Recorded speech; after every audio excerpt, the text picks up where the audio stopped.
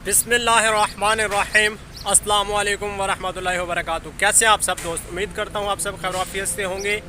तो बहुत सारे भाइयों के सवालात आ रहे थे कमेंट सेक्शन के अंदर और इनबॉक्स में भी, तो मैंने सोचा कि शॉर्ट सी वीडियो के अंदर मैं एक्सप्लेन कर देता हूँ। एम्प्लॉयमेंट वीज़ा और यूएई वर्क वीज़ा के रिगार्डिंग बहुत सारे आपके जो है ना वो कन्फ्यूजन थी, मैं इसको दूर करता चलूँ। तो याद रखें कि यूएई ने दो कैटेगरियाँ बनाई हैं, एक स्किल्ड कैटेगरी है और एक अनस्किल्ड कैटेगरी है। स्किल्ड कैटेगरी के अंदर अगर आप फ़ाल करते हैं, यानी कि आपके पास अगर एफए से ऊपर की डिग्री है, एफए, बीए, मास्टर, पीएचडी, तो डेफिनेटली आपका वीज़ा लग रहा है। अब यहाँ पर बहुत सारे बंदे विज़िट वीज़ा पर इधर आ रहे हैं, तो याद रखें कि विज़िट वीज़ा पर आप ऐसी सूरत में आ सकते हैं कि अगर आपके पास कोई डिग्री है और वो डिग्री भी अटेस्टेड है, तो ये बात बिल्कुल पक्की है कि एम्प्लॉयमेंट वीज़ा लग भी रहा है और एम्प्लॉयमेंट वीज़ा नहीं भी लग रहा। अब किन किन का लग रहा है, किन किन का नहीं लग रहा, ये भी मैं आगे चल के आपको बताता हूँ। याद रखें जो अनस्किल्ड वर्कर वीज़ा है ये भी लग रहा है, लेकिन इसकी जो रेशो है ना वो कम है। इसकी तकरीबन जो रेशो है मैक्सिमम भी इस टाइम 30% है। 25% से लेकर 30% वीज़ा ये लग रहा है, अनस्किल्ड वर्कर वीज़ा भी। अब किन किन कंपनियों में लग रहा है ये भी मैं आपको बताता हूँ आगे चलकर। याद रखें 100% इसकी रेशो नहीं है। विज़िट वीज़ा के हवाला से भी जो है ना मैं आपको बताता हूँ, और स्किल्ड वीज़ा के हवाला से मैंने ऑलरेडी आपको बता दिया है। तो अनस्किल्ड वर्कर वीज़ा जो है 30% इसकी रेशो है। डायरेक्ट इमिग्रेशन से वीज़े निकल रहे हैं, जिस तरह बहुत सारी ऐसी कंपनियां जो सेमी गवर्नमेंट में आती हैं, जो फ्री जोन कंपनियां, इनके वीज़े पाकिस्तान से डायरेक्ट भी, इवन के पाकिस्तान से डायरेक्ट भी कुछ ऐसी एजेंसियां हैं जो वीज़ा निकाल रही हैं इन दिनों के अंदर। मैंने अपनी बेशतर वीडियोज़ में आपको बताया है। इसी तरह जो स्किल्ड वीज़ा है इस हवाला से मैंने आपको बता दिया। अब जी बात कर लेते हैं विज़िट वीज़ा के रिगार्डिंग। याद रखें विज़िट वीज़ा पहले बहुत ज़्यादा रिजेक्ट हुआ। इसकी रीज़न ये थी कि बहुत सारे बंदे विज़िट वीज़ा पर आकर जनाबे वाला पार्टनर वीज़ा की तरफ जा रहे थे, तो इस वजह से फिर विज़िट वीज़ा दुबई में तो जनाबे वाला काफ़ी तौर पर रिजेक्ट भी हुआ और काफ़ी लोगों को इधर एयरपोर्ट से वापस भी भेजा गया। अब भेजा क्यों गया, रीज़न मैंने आपको बता दी कि विज़िट पर आकर लोग पार्टनर वीज़ा की तरफ जा रहे थे। अब ज़ाहिर है दूसरे वीज़े तो लग नहीं रहे, आपके पास यही ऑप्शन था या एजेंट आपको पार्टनर वीज़ा का ही जो है ना वो ऑप्शन देते हैं। तो ये रीज़न थी विज़िट वीज़ा की। इवन के दुबई के अंदर फैमिली के बगैर आप आ ही नहीं सकते थे, लेकिन फिर अबू धाबी का ऑप्शन था। शारजा से बहुत ज़्यादा वीज़े रिजेक्ट हुए और एयरपोर्ट से वापस भी भेजा गया।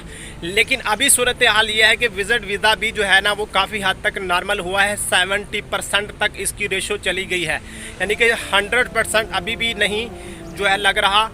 100 में से अगर 70% कहा जाए कि इसकी रेशो है, तो यकीनन विज़िट वीज़ा जो है ना वो भी निकल रहे हैं। तो ये सारी सूरत हाल चल रही है। बहुत जल्द मैं इंशाल्लाह ताला इस हवाला से भी आपको बताऊंगा जब मुकम्मल वीज़े ओपन हो जाएंगे। अभी भी जो है ना मैंने जो आपको बताया है ये बिल्कुल अथेंटिक न्यूज़ है। तो भाई विज़िट वीज़ा और वर्क वीज़ा बेसिकली बंद नहीं हुआ था। बहुत सारी हमने इधर आकर अनलीगल एक्टिविटीज़ की थी। अब बहुत सारे बंदे ये कह रहे थे कि जी बैन हो गया है या बंद हो गया। याद रखें यूएई किसी भी कंट्री को बैन नहीं करता, बंद नहीं करता किसी भी कंट्री के वीज़े।